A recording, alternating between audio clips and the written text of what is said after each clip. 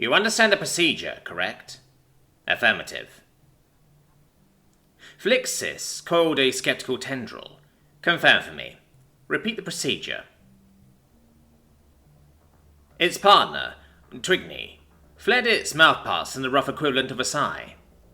Activate immobilization array. Once the subject is stationary, engage graviton lensing and lift the subject aboard. Apply neurochemical stabilizers to counteract potential harm from the array, and sedate for continued study. Simple. Twigney folded his upper arms crosswise. Are you satisfied? May we commence? We may. There is a subject 2 crats west and closing swiftly. Stand by to activate the array. The jig is up, the news is out, they finally found me. The renegade who had it made, retrieved for a bounty. Steve Jackson bobbed his head vigorously in time with the music, mouthing the lyrics as he cruised along the empty country road. His windows were down, and his old pickup speakers roared defiantly against the rush of wind. He was pretty sure the cornstalks half a mile away were rocking out to sticks along with him as he drove past. Suddenly, a beam of light encircled his truck, a glowing circle 15 feet in diameter. Confused, he slammed on the brakes and brought the vehicle to a screeching halt. The scent of scorched rubber stung his nose as he stepped out of the truck and gazed skyward. There was nothing to see but the flare of a light, or perhaps a series of lights. It was difficult to tell. Squinting made little difference against the harsh glare.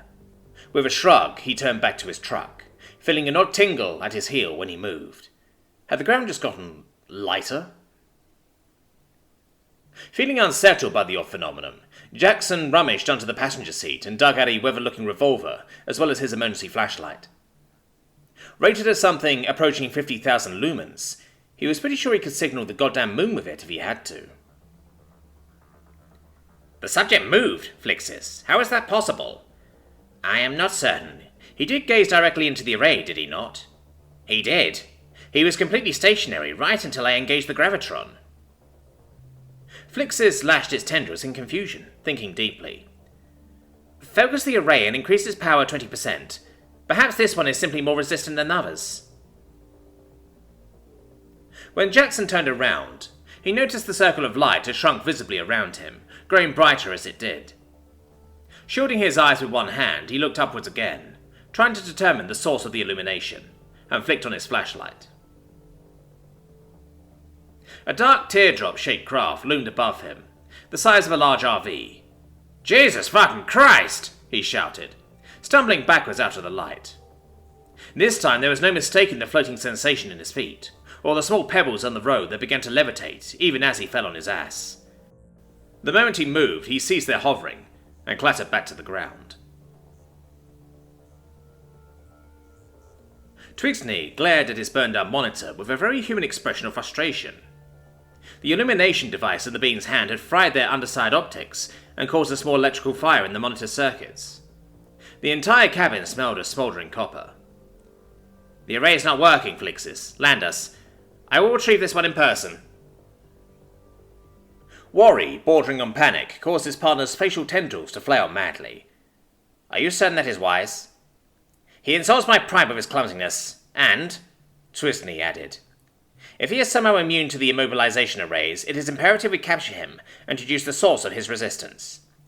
Very well, I shall initiate the landing sequence. Under its breath, Flixis added with a grumble, on your head be the consequences.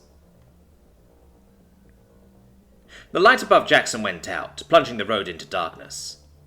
Only the headlights of his truck offered visibility, small insects dancing in the beams. He heard the whisper of a breeze behind him and suddenly rose to his feet, aiming the flashlight back the way he had come. The strange craft, aliens man, fucking aliens, was just settling down on the pavement, 20 yards down the road. A thin oval line appeared on its lower surface, weak orange light spilling out as it split like pizza wedges and folded inward. A beam dropped from the portal, seeming to slow and hover just before its appendages touched the ground. Jackson lifted his pistol, aligning it with a flashlight in the manner he'd seen cops do in those crime shows his girlfriend watched. The moment the flashlight hit the creature, however, it froze solidly in place. Cautiously, he approached the craft, keeping his light trained squarely on the alien. Up close he could see it was not entirely frozen, but his body was stiff and his eyes glassy, somehow entranced by the high-powered flashlight. "The hell are you?" he wondered aloud. To his surprise, the being replied immediately and in perfect English. "I am Twickeney, xenobiologist of the Bungrafa Collective." A trembling quality not unlike fear etched his words. "Please, lower your array." Jackson didn't know what array he was talking about, but he wasn't about to let his guard down in front of an alien. Especially when he was pretty sure it had just been trying to abduct him. "What are you doing here? What were those lights all about?" "Immobilization array for safe capture and study of local organisms. I do not understand. It worked perfectly on the hoofed animals we obtained yesterday. Why are you immune?" After a long silence, the dots connected in Jackson's head, and he threw back his head in loud, braying laughter. "Oh, damn, dude. Those were just deer. That bright light shit don't work on us." "It does not?" Jackson almost felt sorry for the diminutive xenobi, whatever it was. Sexual? Nah, that wasn't right. Well, whatever it was, it had his pity. "You ever had some City Slickers BMW up your ass with them LED high beams? Way worse than your little spotlight, man." He lowered his flashlight and returned to his truck. Minutes later, the rumbling engine receded into the night, accompanied by the harmonic wailing of guitars. "A gathering of angels appeared above my head. They sang to me this song of hope, and this is what they said." It was another 10 minutes before Twixney shook off the effects of the human's light and climbed unsteadily back into his ship. Flixis glanced at his partner. "You let it leave?"